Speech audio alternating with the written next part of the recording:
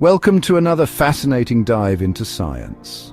Today I'm exploring the world of epigenetics. You've probably heard of the nature versus nurture debate, right? Well, epigenetics adds a whole new layer to this discussion. It's all about how environmental factors can influence gene expression without changing the DNA sequence itself. So let's break it down. We all have DNA in our cells, which contains genes that produce proteins. Interestingly, though every cell in your body has the same DNA, different genes are active in different cells. That's why your eye cells are different from your toe cells.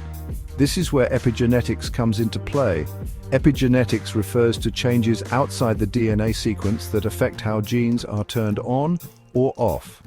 These changes can happen through mechanisms like DNA methylation, histone modification, and non-coding RNA. Think of them as switches and dials that fine-tune gene activity, but what causes these changes? A lot of things, actually. Diet, stress, exercise, chemical exposure, aging, even diseases.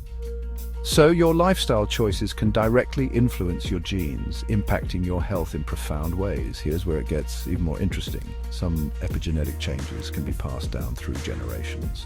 While it's tough to prove this in humans, studies in plants and animals are quite convincing. For instance, a Swedish study found that grandfathers' food availability could affect their grandsons' lifespans.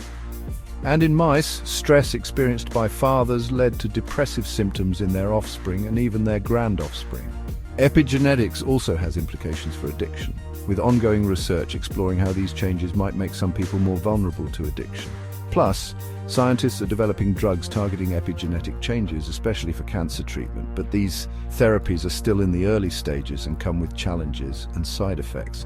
In conclusion, epigenetics is crucial for understanding human health and development. As research progresses, it could lead to groundbreaking treatments and prevention strategies. Thanks for watching and stay curious. For more on epigenetics, find a link to Earth.com in the description below.